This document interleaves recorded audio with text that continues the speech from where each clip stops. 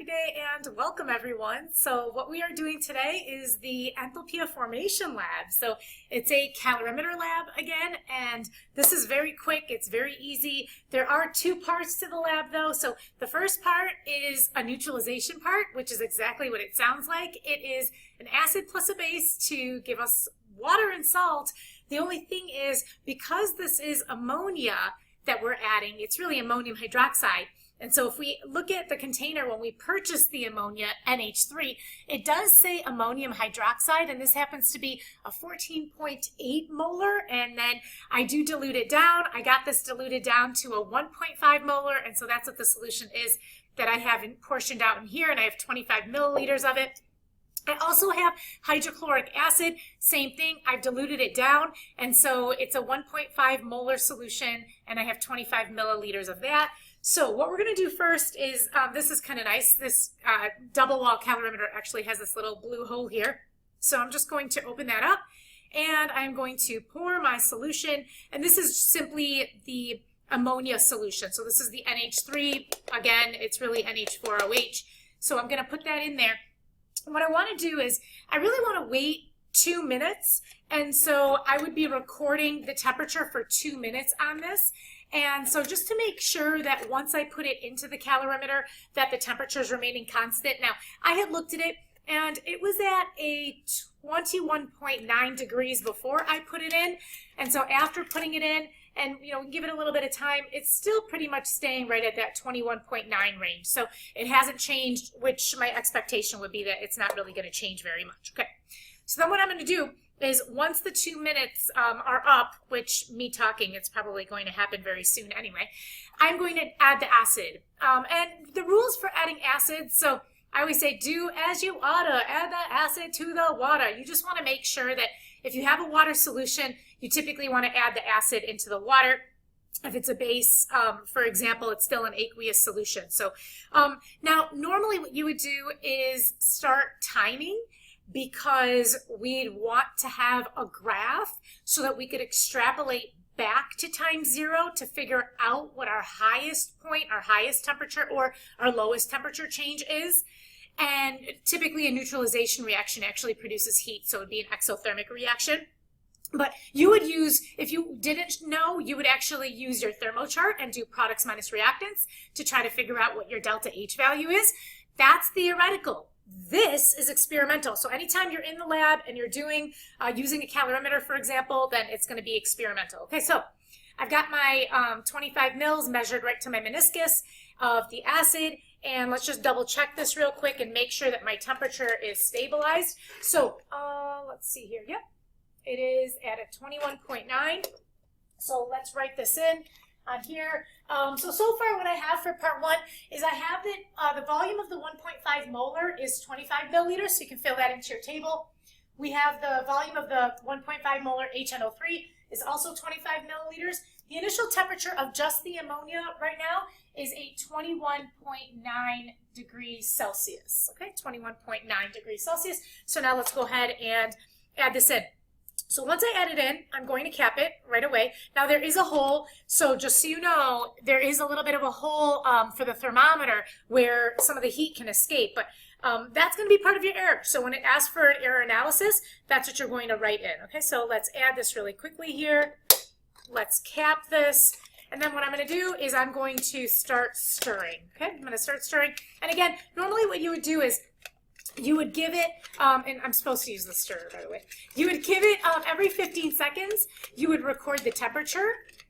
And so I can see that already my temperature is close to about 24 degrees. Okay, so it's still going up here. And so let's give it just a little bit of time. So I'm going to keep on doing this, and then I will come right back here. Okay, so I've been mixing and I got my high temperature here. It looks like it's at about a 27.5. It's starting to come back down again.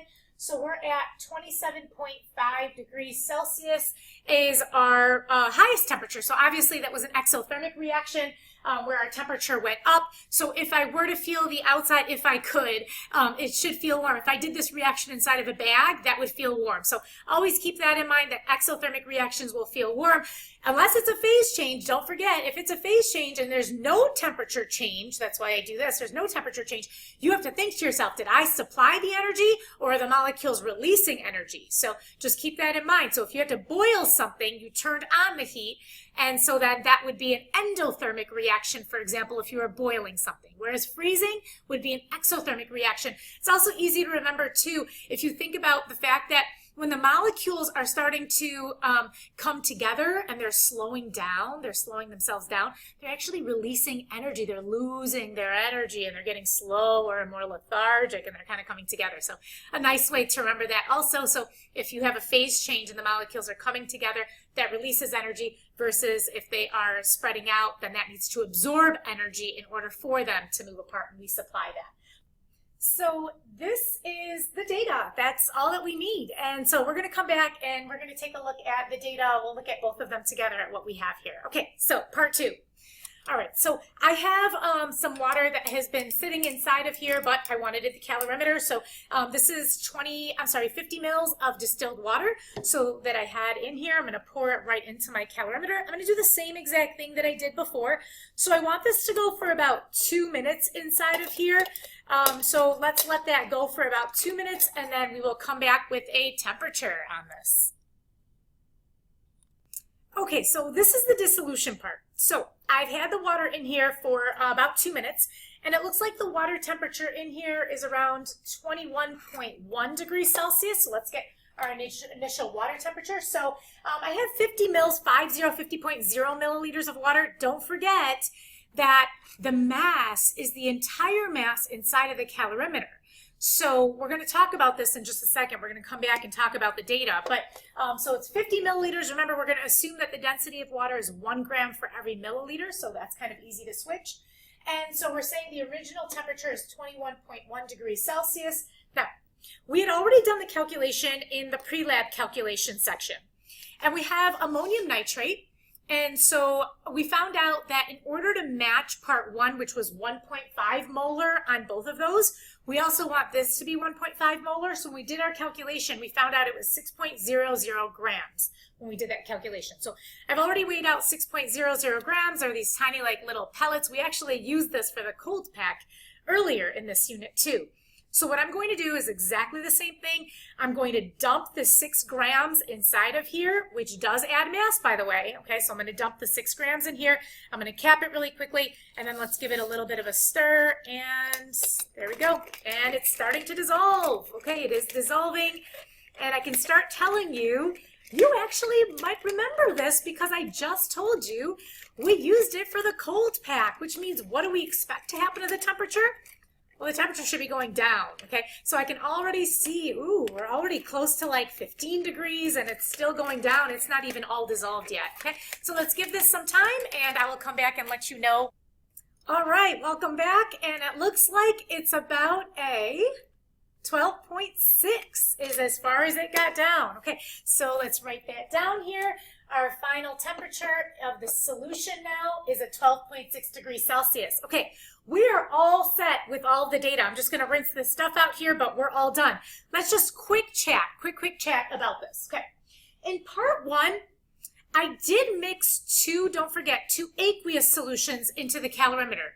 25 milliliters of each, okay? So remember, when you go to figure out the mass, even though it's acid and base, it's mostly water, okay? So when you think about what the mass is, it's the total mass of the reaction. It's not what you started with, it's what you have in your calorimeter when you're recording your final temperature, okay? So that's one thing.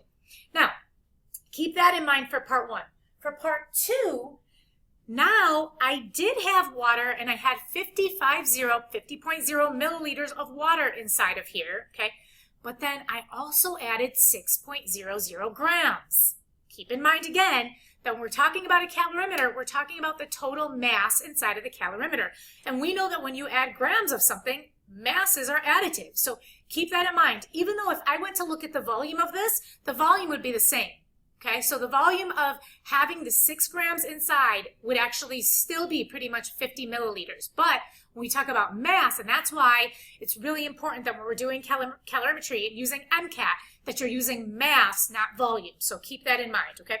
The only time that you don't add the masses together is if they aren't really reacting with each other. So if you mix two things together and they're not reacting, for example, in our first experiment, we had a metal that we heated up and we put in the water. They're not reacting with each other.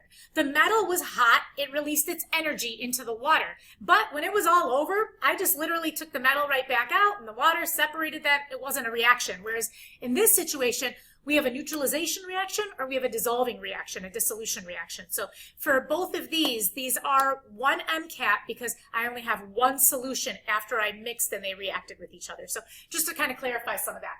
Last thing, I mentioned this before, but I want to make sure it's worth repeating here.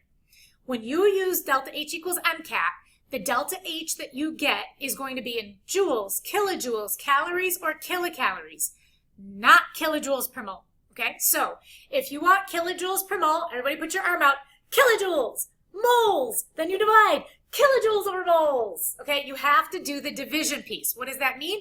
That means solve for your MCAT to find your kilojoules first, okay? Now figure out a way to solve for your moles. You have two ways. You can either use molarity times liters. That'll give you moles. That's one way. If you have a solution and you know the molarity of it, that's one way. The other way is if you know the grams, you can always convert using the molecular weight. So keep that in mind when we say that we want a certain number of moles of a substance. And what we had to do, we talked about this earlier too, is you have to look at the coefficients if you're using the molarity to make sure that the molarity is the same of, for example, in our case, of the product to one of the reactants. That has a 1.50 molar value. So just keeping that in mind when you go to do the calculations. And I hope you enjoyed this lab, a nice, fun, quick one, but there is so much learning that happens with a lab like this. Happy day, everyone.